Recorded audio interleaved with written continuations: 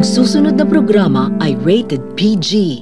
Ito ay nangangailangan ng patnubay at gabay ng magulang para sa mga batang manonood. Good morning sa inyo lahat.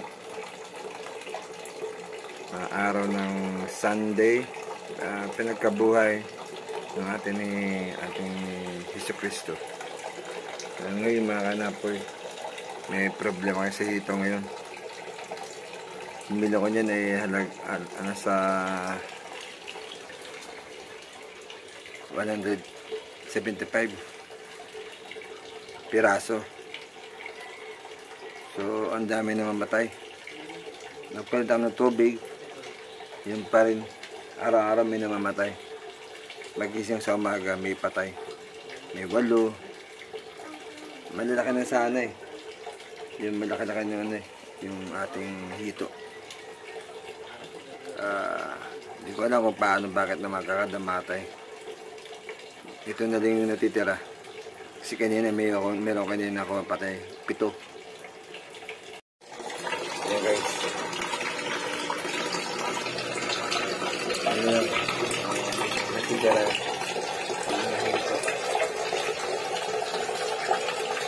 Kaya madula kang sana eh. Natin napaka-depend. Ayan. Parang namatay.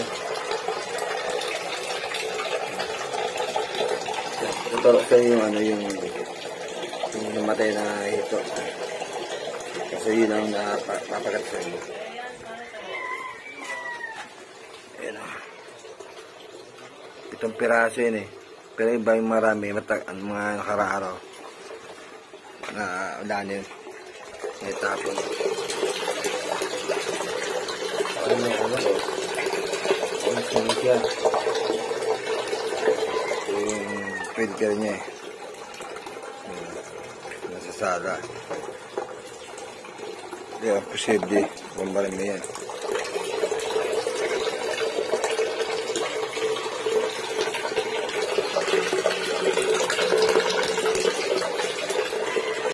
Mga kanapoy, medyo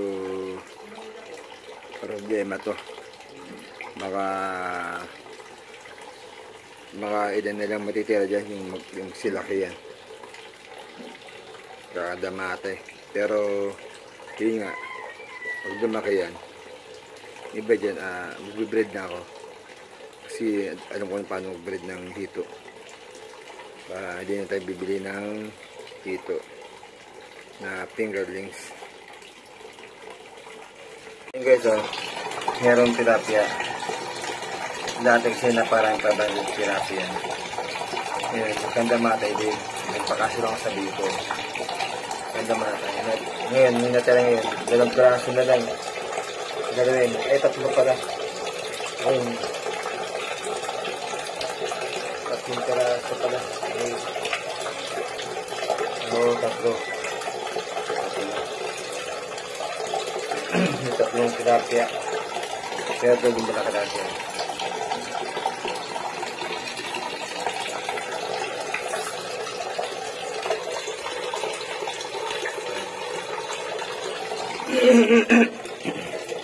Kanapoy, hanggang dito na ating video at yun, tatanong tayo sa mga eksperto kung bakit tayo namamatay ng mga ito araw-araw, 8. Yung nakaraan mas marami, alos yung una 19, 5 yun, at update ko kayo